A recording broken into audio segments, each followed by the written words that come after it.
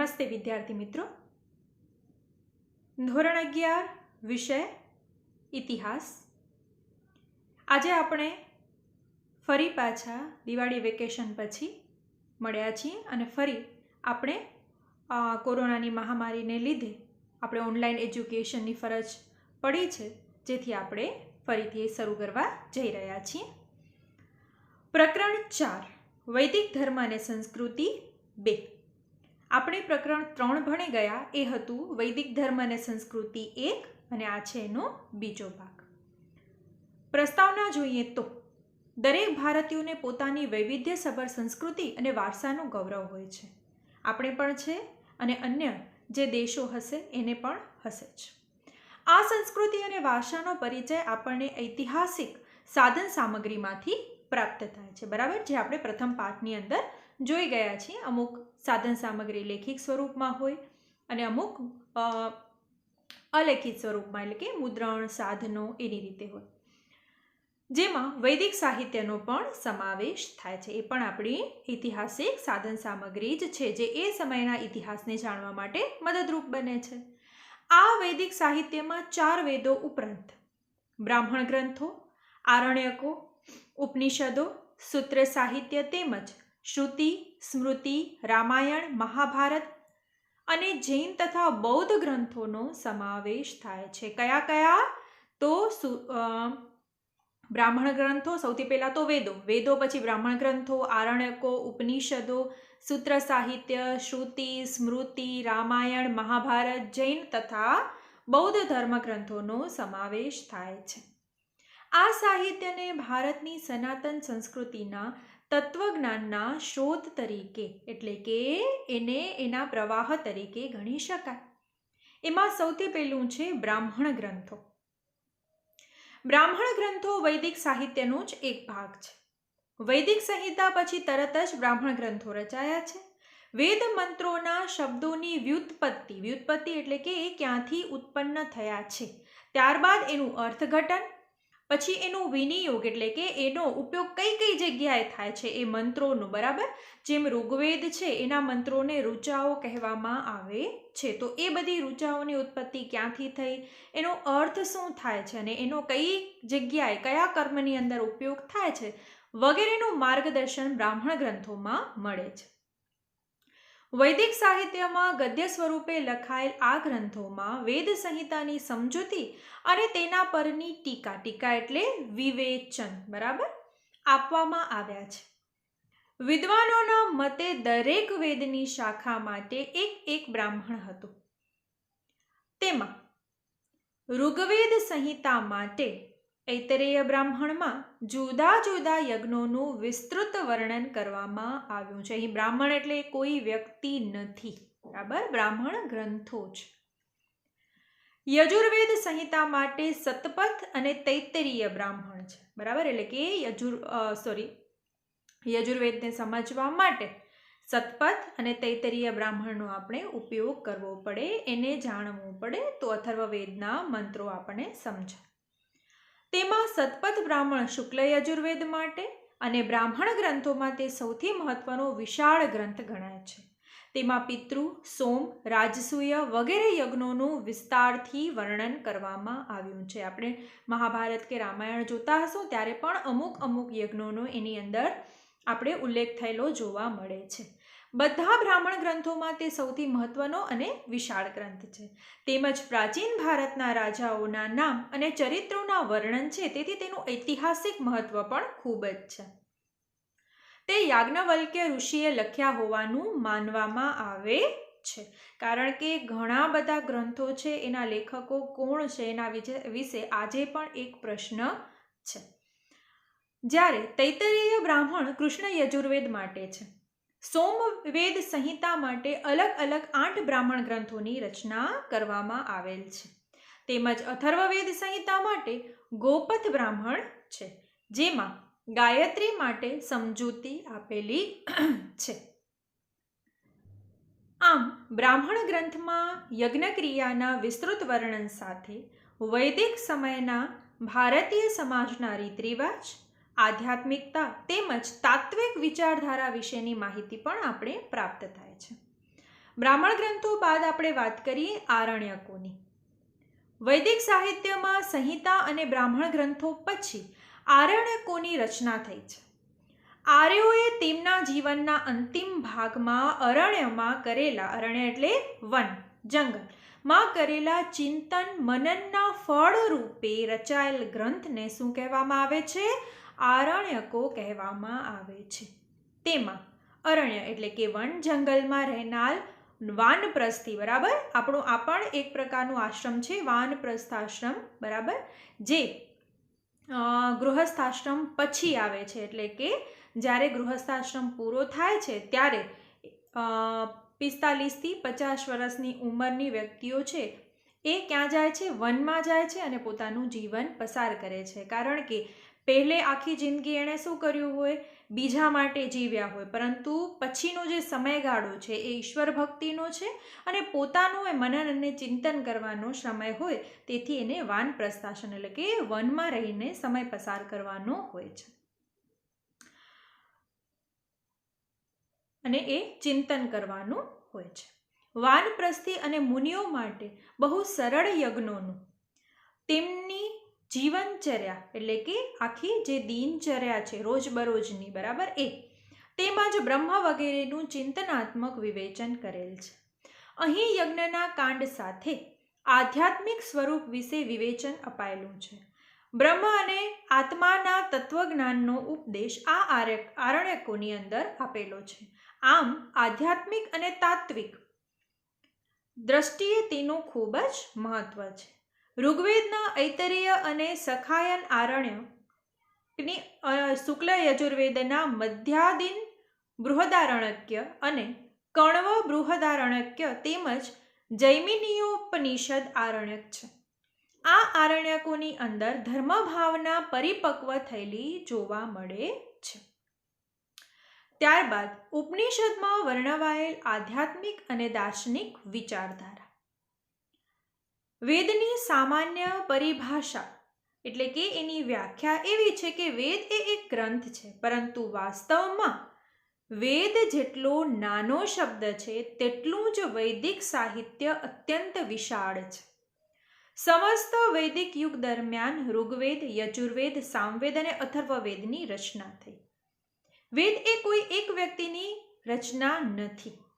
સંહિતા, બ્રાહ્મણો, આરણ્યકો અને ઉપનિષદો આ ચારેય મળે ત્યારે એક વેદ બને છે.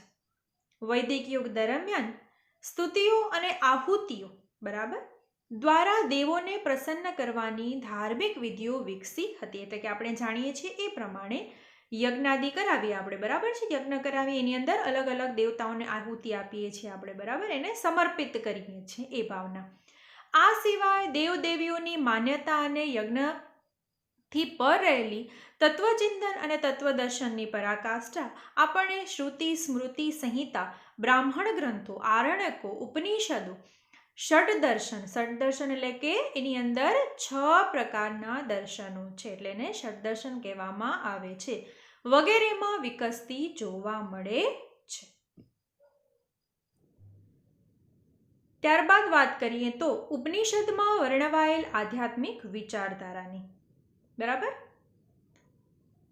ઉપનિષદ એટલે એનો અર્થ શું છે? તો એની સંધિ છૂટી પાડવામાં આવી છે ઉપ વત્તા નિષદ. ઉપ એટલે પાસે અથવા તો સમીપમાં, નજીકમાં, અને નિષદ એટલે બેસનારો. જે નજીકમાં બેસનારો છે એને કહેવાય ઉપનિષદ. આ રીતે ઉપનિષદનો શાબ્દિક અર્થ ગુરુ અથવા પરમ તત્વના ચરણોમાં બેસીને રહસ્યમય કે ગૂઢ જ્ઞાનને પ્રાપ્ત કરવું એવો થાય છે. ઉપનિષદ માટે અમુક વિવેચકો સદધાતુનો અને ગતિ અને નાશ એમ બંને અર્થ કરે છે. એટલે કે અજ્ઞાનનો નાશ કરી પરમ તત્વ કે જ્ઞાન તરફ ગતિ કરાવનાર શાસ્ત્ર એટલે ઉપનિષદ એવો અર્થ પણ થાય છે. વૈદિક સાહિત્યના અંતભાગમાં એટલે કે છેલ્લા ચરણમાં ઉપનિષદની રચના થઈ. આથી તેને વેદાંત એટલે કે વેદનો છેડો અથવા તો વેદનો અંત પણ કહેવામાં આવે છે. વિદ્વાનોના મતે તેની રચના લાંબા કાળ સુધી થતી રહી. શરૂઆતમાં તે મૌખિક હતા, એટલે કે ગુરુ છે એ પોતાના શિષ્યને મૌખિક રીતે યાદ કરાવતા, કંઠસ્થ કરાવતા, ત્યારબાદ એના શિષ્યને આવી રીતે પરંપરા ચાલતી હતી અને પાછળથી તે લિપિબદ્ધ થયા. આ ઉપનિષદની સંખ્યા લગભગ 108 છે. બરાબર, આને બરાબર ધ્યાનમાં રાખજો, ઘણી વખત MCQની અંદર પૂછાઈ શકે. જેમાંના મુખ્ય ઉપનિષદો નીચે પ્રમાણે છે: ઈશોપનિષદ, પ્રશ્નોપનિષદ, તૈત્તરીય ઉપનિષદ, નૃસિંહ પૂર્વાતાપ ઉપનિષદ, કેનોપનિષદ, મંડુકોપનિષદ, ઐત્તરીય ઉપનિષદ, બૃહદારણ્યક ઉપનિષદ, કઠોપનિષદ, માંડુક્યોપનિષદ અને છાંદોગ્ય ઉપનિષદ. આ મહત્વના છે, આ 2 માર્ક્સની અંદર પૂછાઈ શકે એવો પ્રશ્ન છે.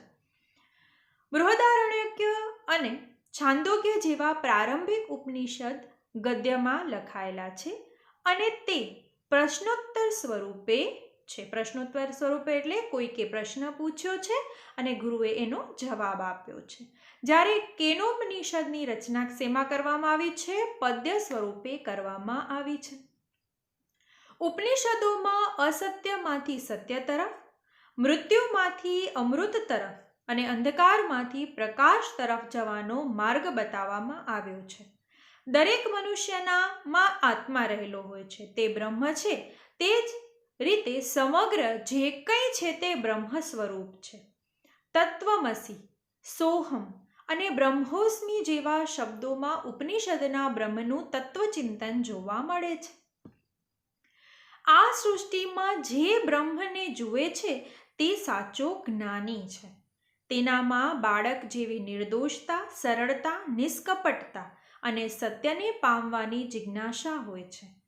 દરેક ઉપનિષદો જ્ઞાન પ્રાપ્તિ કે બ્રહ્મની અનુભૂતિ માટે સંસારનો ત્યાગ કરવાની વાત કરતા નથી. સંસારમાં રહીને પણ ભક્તિ થઈ શકે છે. તો અમુક ઉપનિષદો જ્ઞાન પ્રાપ્તિ માટે સંસારમાંથી નિવૃત્તિને જરૂરી માને છે. જો ગહન તત્વ ચિંતન કરવું હોય તો સંસારનો ત્યાગ કરવાની જરૂર પડે છે, અન્યથા સંસારમાં રહીને પણ આ ઈશ્વર ભક્તિ અથવા તો પરમાત્માને જાણી શકાય છે.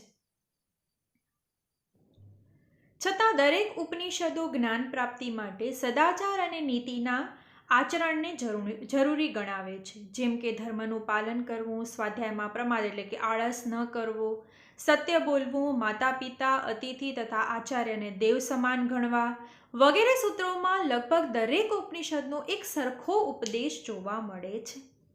ટૂંકમાં ઉપનિષદનું તત્વજ્ઞાન આત્માને મહત્વ આપે છે. કર્મફળના સિદ્ધાંત પ્રમાણે દરેકે પોતાના કર્મ પ્રમાણે આ જન્મ કે પુનર્જન્મમાં તેનું ફળ મળે છે.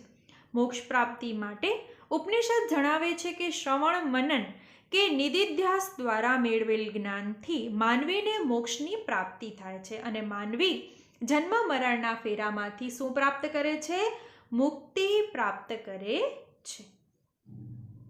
શંકરાચાર્યનો અદ્વૈતવાદ, માધવાચાર્યનો દ્વૈતવાદ અને રામાનુજાચાર્યના વિશિષ્ટાદ્વૈતવાદની મહાન કૃતિઓ ઉપનિષદની વિચારધારાઓની ફળશ્રુતિ છે. ઉપનિષદે બુદ્ધના મધ્યમાર્ગી અધ્યાત્મના વિચાર માટે પૂર્વ ભૂમિકા બાંધી છે. ગાર્ગી, લોપામુદ્રા, મૈત્રી, જાંબાલી, ગોષા, વિશ્વંભરા, અપાલા વગેરે મહિલાઓ ઉપનિષદના આધ્યાત્મિક વિચારોના પરિણામે વિદુષી બની હતી. વિદુષી એટલે જો સ્ત્રી, મહિલા વિદ્વતા પ્રાપ્ત કરે છે તો એને વિદુષી કહેવામાં આવે, જ્યારે જો પુરુષ હોય તો એને વિદ્વાન કહેવામાં આવે. તત્વચિંતક મેક્સ મુલર નોંધે છે કે ઉપનિષદો વેદાંતના મૂળમાં રહેલા છે અને લાગે છે કે માનવીનું ચિંતન એમાં પરાકાષ્ઠાએ પહોંચ્યું છે. હવે વાત કરીએ ઉપનિષદમાં વર્ણવાયેલ દાર્શનિક વિચારધારા એટલે કે ષડદર્શનની. 6 દર્શન. ભારતીય દાર્શનિક વિચારધારામાં ષડદર્શનનું અનેરું મહત્વ છે. ષડદર્શન એ ભારતીય આધ્યાત્મિક જીવનશૈલીનું તત્વજ્ઞાન છે. આ દર્શનો માત્ર અમુક પ્રકારની વિચારધારા જ નથી, પરંતુ જીવન શૈલી અથવા તો પદ્ધતિ છે, જે ધર્મની જેમ જ દરેક ભારતીયના જીવન સાથે જોડાયેલી છે. ધર્મ તો વ્યક્તિની વિચારધારા અને વિશ્વાસનું બાહ્ય સંસ્કૃતિનું આચરણ છે, પરંતુ દર્શન સંસ્કૃતિનો આત્મા છે. દર્શન શબ્દની ઉત્પત્તિ કૃષ ધાતુમાંથી થઈ છે, જેનો અર્થ છે જોવું અથવા જેનાથી જોઈ શકાય છે. ઉપનિષદમાં દર્શાવેલ દાર્શનિક વિચારધારાનો જન્મ જીવનની સમસ્યાઓના સમાધાનની શોધ, બરાબર, એટલે કે જીવનમાં જે પણ સમસ્યાઓ છે એના સમાધાન ઉકેલ માટેની શોધ તીવ્ર ઈચ્છા કે ઉત્કંઠામાંથી થયેલો છે. જો આપણે કોષ્ટક આપેલો છે એ છે ષડદર્શનનો, બરાબર, એટલે કે દર્શન 6 દર્શન કયા કયા છે એના રચયિતા અને દાર્શનિક વિચારધારાઓ, એની અંદર કઈ વિચારધારા રજૂ કરવામાં આવેલી છે એ. તો પેલું છે સાંખ્ય, જે મહર્ષિ કપિલે એની રચના કરી છે. એની અંદર પ્રકૃતિ અને પુરુષના દ્વૈત દ્વારા સૃષ્ટિની ઉત્પત્તિ થઈ એ વિચારધારા એની અંદર સમાવિષ્ટ છે. બીજું છે યોગ, એમના રચયિતા છે મહર્ષિ પતંજલિ, જે સત્યને પ્રાપ્ત કરવાના વ્યવહારુ માર્ગો છે એની મહત્વની વિચારધારા છે. પછી છે ન્યાય, એના ઋષિ છે મહર્ષિ ગૌતમ, યથાર્થ જ્ઞાન પ્રાપ્તિ માટેના ઉપાયો. પછી છે વૈશેષિક, એના છે મહર્ષિ કણાદ, જે ભૌતિક સૃષ્ટિના સ્વરૂપનો વિસ્તાર એની મુખ્ય વિચારધારા છે. ત્યારબાદ પૂર્વ મીમાંસા, જેના રચયિતા છે મહર્ષિ જૈમિન, જેમાં કર્મ અને પૂર્વજન્મને લગતા સિદ્ધાંતોનો સમાવેશ છે. અને છઠ્ઠું છે ઉત્તર મીમાંસા, જે મહર્ષિ બાદરાયણે એની રચના કરી છે અને એની અંદર જીવ જગત અને ઈશ્વરના બ્રહ્મ સર્વોત્તમ સત્તા છે એની વાત કરવામાં આવી છે. હવે વાત કરીએ સાંખ્ય દર્શનની. આચાર્ય કપિલ દ્વારા રચાયેલું દર્શન ભારતીય દર્શનોમાં અત્યંત મહત્વનું સ્થાન ધરાવે છે. આ દર્શનને સાંખ્ય દર્શન કહેવા પાછળ 2 મત પ્રચલિત છે. એક તો એ કે આ દર્શનમાં 25 તત્વોની સંખ્યા ગણી અને તેની વ્યાખ્યા કરવામાં આવી છે. અને બીજું, સાંખ્ય દર્શનનો એક અર્થ ચર્ચા કે વિચારણા એવો થાય છે. તેથી આ સૃષ્ટિમાં તત્વોનો સમ્યક વિચાર આ દર્શન કરતું હોવાથી તેને સાંખ્ય દર્શક કહેવામાં આવે છે. પુરુષ અને પ્રકૃતિના દ્વૈતથી આ સૃષ્ટિનું સર્જન થયું હોવાનું જણાય છે. ઈશ્વરના અસ્તિત્વનો અસ્વીકાર કરતા આ શાસ્ત્રને સત્વ, રજસ અને તમસની પ્રકૃતિના ગુણો કહ્યા છે. તે સાંખ્ય જ્ઞાન કે વિવેકને જ મોક્ષનું સાધન કહે છે.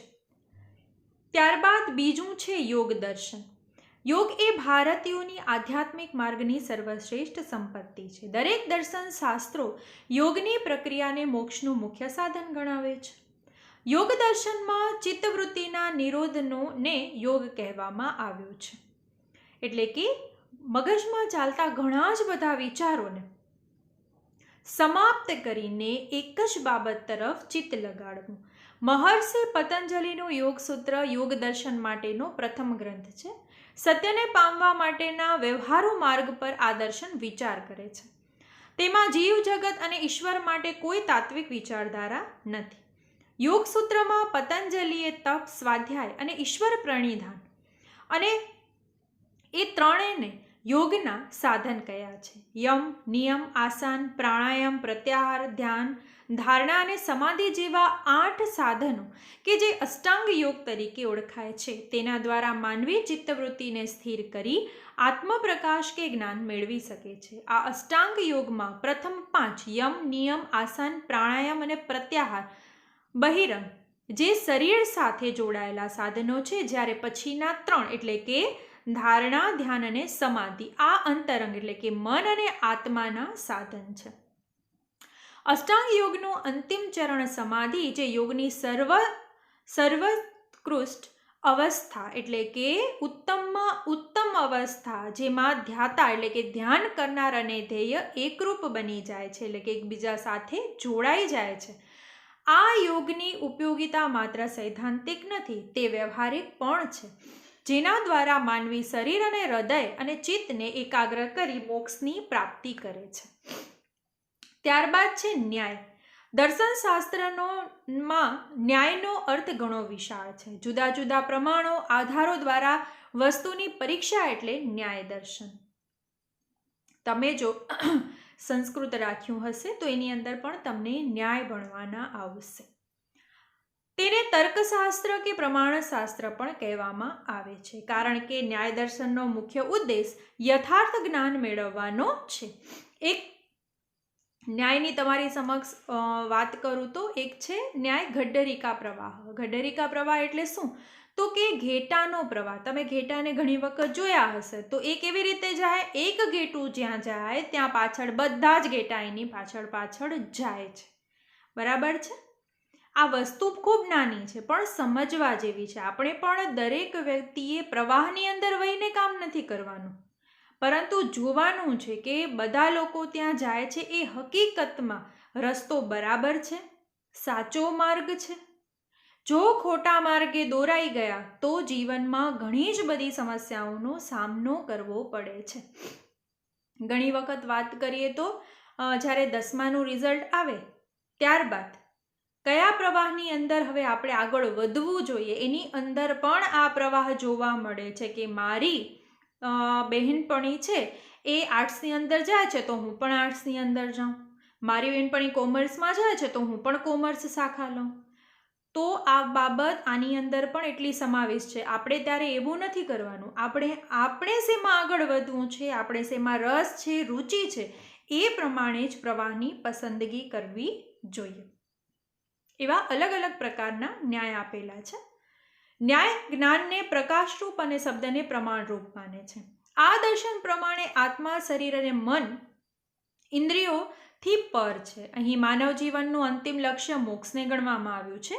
અહીં ઈશ્વરના અસ્તિત્વની સાબિતી પણ આપવામાં આવી છે. અન્ય દર્શનની જેમ ન્યાય પણ યથાર્થ જ્ઞાન વડે મોક્ષ કઈ રીતે પ્રાપ્ત કરવું તે સમજાવે છે. હવે વાત કરીએ તો વૈશેષિક. મહર્ષિ કણાદ રચિત વૈશેષિક સૂત્રમાં આ દર્શન માટે વિદ્વાનોના મતે 317 સૂત્રો આપવામાં આવેલા છે. આ દર્શન ભૌતિક જગતને સત્ય માની તેના સ્વરૂપનો વિસ્તારપૂર્વક વિચાર કરે છે. જુદા જુદા 7 પદાર્થો દ્વારા આ ભૌતિક અને અભૌતિક સૃષ્ટિનું સર્જન થયેલું છે. ન્યાય અને વૈશેષિક બંને દર્શન સૃષ્ટિ અને ઈશ્વરનો સ્વીકાર કરે છે. ટૂંકમાં બંને દર્શન મળીને કે તેને જાણીને સંપૂર્ણ દર્શનને જાણી શકાય છે. વૈશેષિકની માન્યતા ન્યાય દર્શન જેવી જ છે. કદાચ તેથી જ બંને માટે એક ન્યાય વૈશેષિક નામ અપાયું છે. આ દર્શનના અનુયાયીઓ સંપૂર્ણ સાધુ જીવન જીવતા હતા. ત્યારબાદ પૂર્વ મીમાંસા. મહર્ષિ જૈમિની રચિત જૈમિની સૂત્ર માં આ મીમાંસા દર્શનનો મૂળ ગ્રંથ છે. અહીં કર્મને મહત્વ અપાયું છે. વૈદિક સાહિત્યમાં દર્શાવેલ યજ્ઞવિધિ અને કર્મકાંડ છે તેની હિમાયત આ દર્શન કરે છે. તેથી જ તેને પૂર્વ મીમાંસા કહેવામાં આવે છે. કોઈ પણ કર્મ તેના ફળની ઈચ્છાથી કરીએ તો તેનાથી માનવી પાપ પુણ્યના બંધનમાં પડે છે. જો તમે ઈચ્છા રાખો કોઈ કર્મ કરો એની પાછળ કે મને આ ફળની પ્રાપ્તિ થાય, તો માણસ પાપ અને પુણ્યના બંધનમાં પડે છે. પરંતુ કર્મની ઈચ્છા વગર કરાયેલ કર્મથી મોક્ષની પ્રાપ્તિ થાય છે. દરેક આત્મજ્ઞાન મેળવવા માટે નિષ્કામ કર્મ કરવું જોઈએ. નિષ્કામ એટલે કર્મના ફળની ઈચ્છા વિનાનું કર્મ. અહીં કર્મ અને પુનર્જન્મને લગતા અનેક સિદ્ધાંતોની ચર્ચા કરવામાં આવી છે. તેથી તેને કર્મ મીમાંસા પણ કહે છે. તે કર્મકાંડનું દર્શન છે, તેથી તેને વ્યવહારવાદી દર્શન પણ કહેવામાં આવે છે. કર્મ અને પુનર્જન્મને લગતો શક્તિ અને અપૂર્વ સિદ્ધાંત પૂર્વ મીમાંસાએ આપ્યો છે. હવે વાત કરીએ ઉત્તર મીમાંસાની. ઉપનિષદોમાં જે વિચાર છૂટાછવાયા કે વેરવિખેર પડ્યા હતા તે મહર્ષિ બાદરાયણે સૂત્ર રૂપે રજૂ કર્યા, જેને વેદાંત સૂત્રો કે બ્રહ્મસૂત્રો કહેવામાં આવે છે. દરેક દર્શનમાં જીવ, જગત અને ઈશ્વર વિશે ચર્ચા કે ચિંતન કરેલું છે. આ મીમાંસામાં જગત અને તેના દરેક વિષયોને સત્ય માનવામાં આવ્યા છે. મીમાંસા દર્શનને વેદાંત દર્શન પણ કહેવામાં આવે છે, જેમાં બ્રહ્મને સર્વોપરી સત્તા ગણી છે. તેમાં બ્રહ્મ અને આત્માની એકતા પણ છે. ઉપનિષદો અને મહર્ષિ બાદરાયણ રચિત બ્રહ્મસૂત્રનો વિચાર એક જ છે. આમ વૈદિક સાહિત્યના અંતિમ સ્વરૂપો સાથે આ દર્શન સંકળાયેલું છે. તેથી તેને ઉત્તર મીમાંસા અથવા તો જ્ઞાન મીમાંસા કહેવામાં આવે છે. આજે આપણે આ પાઠની અંદર એટલે સુધી જ અટકીએ છીએ. પછી આપણે આ પાઠની અંદર વધારે આગળ વધીશું. તો તમારે લોકોએ ગૃહ કાર્યની અંદર આ જે ટોપિક આપણે સમજ્યા એ ટોપિકને બરાબર રીતે વાંચી અને સમજવાનો પ્રયત્ન કરવાનો છે. તો મને રજા આપશો, આપણે આવતા પાર્ટની અંદર ફરીથી મળીશું. નમસ્તે.